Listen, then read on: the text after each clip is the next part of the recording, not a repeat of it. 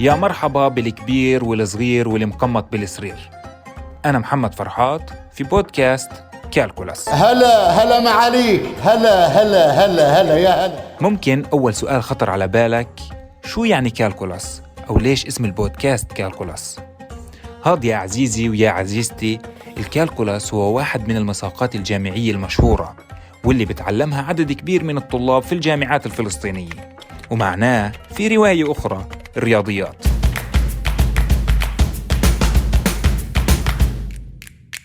وهون مربط الفرس. في هذا البودكاست رح نحكي عن الطلبة في الجامعات الفلسطينية، وعشان أكون أكثر دقة رح نعطي مساحة للطلبة الجامعيين يحكوا عن حالهم وعن إنجازاتهم وعن طموحاتهم وحتى عن التحديات اللي بتواجههم. في أولى حلقات بودكاست كالكولاس رح نسمع حكاية الطلبة في السكنات وعن مغامراتهم في الطبخ والطش في رمضان. بس السؤال المهم، ليش الكل مركز على القطايف؟ يعني بس غالباً بتنتهي بإنه بدنا أهلنا نعرف شو أفطروا ونتحسر إنه بدنا قطايف. يعني غالباً القطايف بزبطش بالسكن، يا فيش فرن يا نتكاسل نعمل قطر أو ما يزبط أصلاً القطر معنا. هاي واحدة من المشكلات اللي بنحسها كارثية برمضان، إنه بدنا قطايف. البيل يطشك البيل، أما الطوابين، أما النعاج، أما تشغب. صراحة قصة السكنات قصة في رمضان. يعني تخيل الحياة من غير قطايف في رمضان، يعني أقسم بالله صعبة. أنت بتأشر ونحن بناكل. قصص السكن وتحديداً برمضان ما بتنتهي، ولمات الصحاب ما بتتكرر. مرة انحركت الطبخة، مرة فلان أو فلانة ما جلت، وهيك لحتى تتخرج وتبلش ترجع لذكريات ما بتتنسى. يعني رمضان لطلاب السكنات وعلى صعيد الشخصي بحسسنا بالمسؤولية بشكل أكبر، خصوصا إذا أنت الحدا اللي بيعرف يطبخ. وبحكي عن حالي، فقبل ما أنزل على الجامعة الصبح بنقع الرز، بطلع الدجاج من الفريزر، بحضر أغراض الشوربة، أغراض السلطة.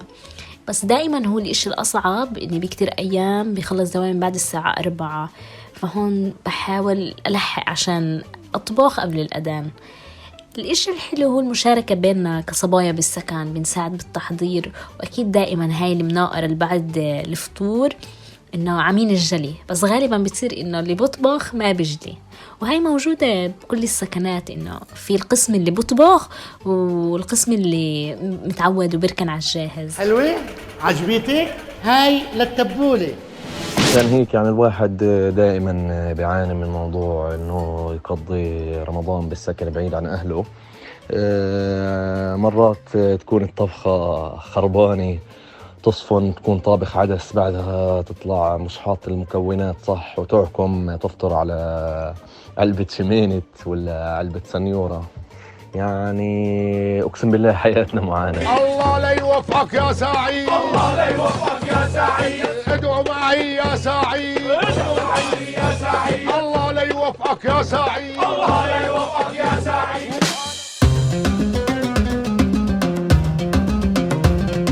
وصحيح الشغلة اللي بتتركها ما في حدا رح يشيلها إلا حضرتك، فدير بالك وانسى موضوع إنه في كائن فضائي رح يشيلها. برمضان يوم الخميس إله نكهة تانية، بعد تعب وصيام لازم إنه بدنا نروح على بيوتنا ونفطر ونجتمع بأهلنا. فيوم الخميس برمضان عن جد بيكون غير شكل.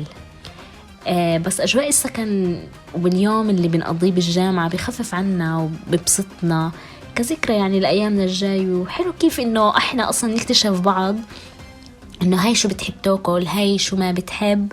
بس غالبا إحنا بنكتشف إنه ما بنتفق إلا على الأكل، لأنه غالبية المرات كتير يعني بصير بيننا خلافات هيك سخيفة وبتضحك. فالأكل هو بجمعنا برمضان يعني.